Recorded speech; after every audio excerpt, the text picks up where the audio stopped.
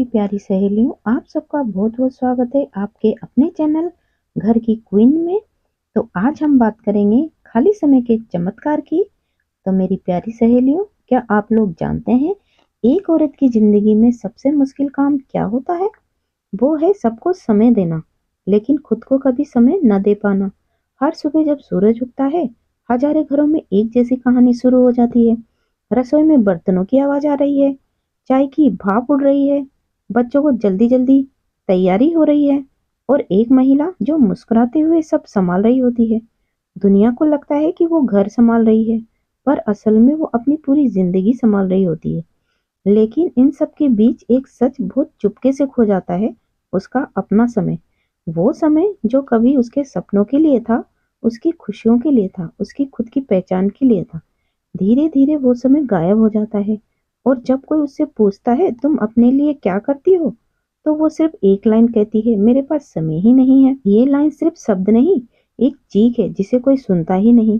लेकिन क्या सच में उसके पास समय नहीं होता, या वो खुद अपनी थकान, अपने डर और अपनी जिम्मेदारियों के बोझ में उसे महसूस करना भूल जाती है? आज की कहानी है हर एक ऐसी महिला की जो हर दिन घर के लिए लड़ती रही, पर एक दिन उसे एहसास हुआ कि वो खुद के लिए जीना भूल चुकी है।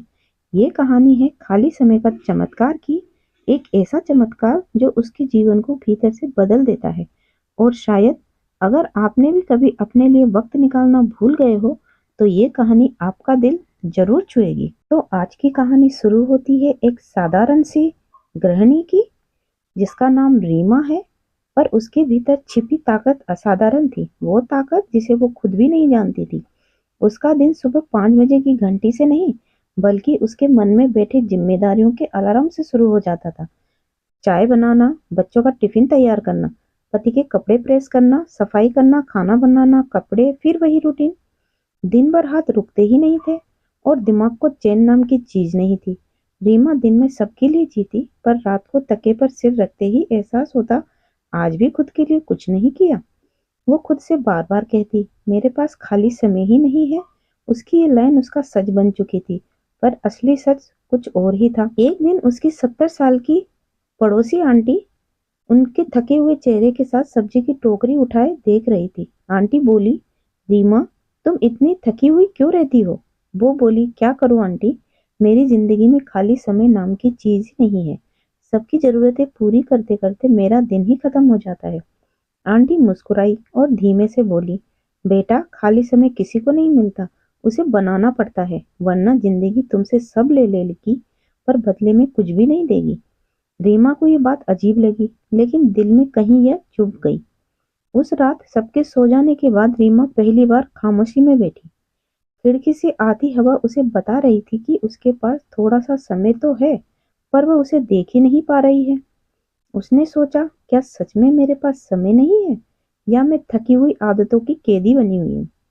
रात को अपने मोबाइल में 15-20 मिनट स्क्रॉल करना, फालतू चिंता में सोचते रहना, छोटी छोटी बातों पर फ्रस्ट्रेशन लेना, ये सब समय तो था, पर उसे कभी अपने लिए इस्तेमाल नहीं किया। उसी रात उसने खुद से वादा किया, कल से मैं 15 मिनट सिर्फ और सिर्फ अपने लिए रखूंगी। अगली सुबह 5 बजे की बजाय 4:45 पर उठकर रीमा ने अपने लिए चाय बनाई और अकेले में बालकनी में जाकर बैठ गई। बस 15 मिनट। ये 15 मिनट सिर्फ स्पा जैसा नहीं था, पर किसी दवा जैसा जरूर था।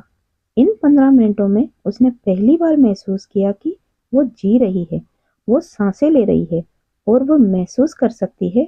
धीरे धीरे ये 15 मिनट उसकी आदत बन गए।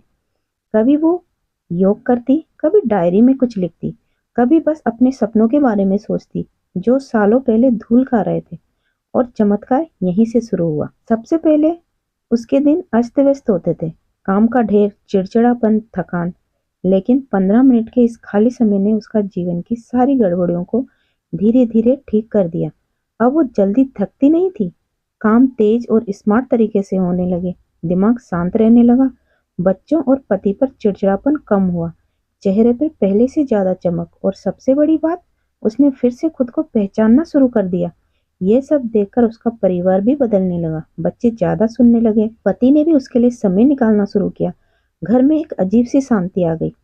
अब वो 15 मिनट धीरे धीरे 20 मिनट, फिर 30 मिनट, और अब 1 घंटे बढ़ गए और इसी 1 घंटे ने रीमा को वहीं पहुंचाया जहां उसने कभी सोचा भी नहीं था। उसने एक छोटा सा ऑनलाइन कोर्स किया, फिर घर से एक छोटा सा काम शुरू किया। पहले महीने में बहुत थोड़ा कमाया, पर उसके लिए वो कमाई नहीं, उसकी खुद की जीत थी। अब वो कहती है, मेरे अपना खाली समय अपने सपनों को दिया और सपनों ने मुझे मेरी जिंदगी लौटा दी। खाली समय का चमत्कार यही है। यह तभी होता है जब आप अपने लिए समय निकालना शुरू करते हैं। जिंदगी में 24 घंटे सबके पास बराबर है। बस फर्क सिर्फ इस बात का है कि आप उसमें से कितना हिस्सा खुद को देते हैं। अगर आप भी थक चुकी हैं, अगर आप भी बार बार कहती हैं मेरे पास समय नहीं है, तो एक बार रीमा की तरह सिर्फ 15 मिनट अपने लिए निकाल कर देखिए।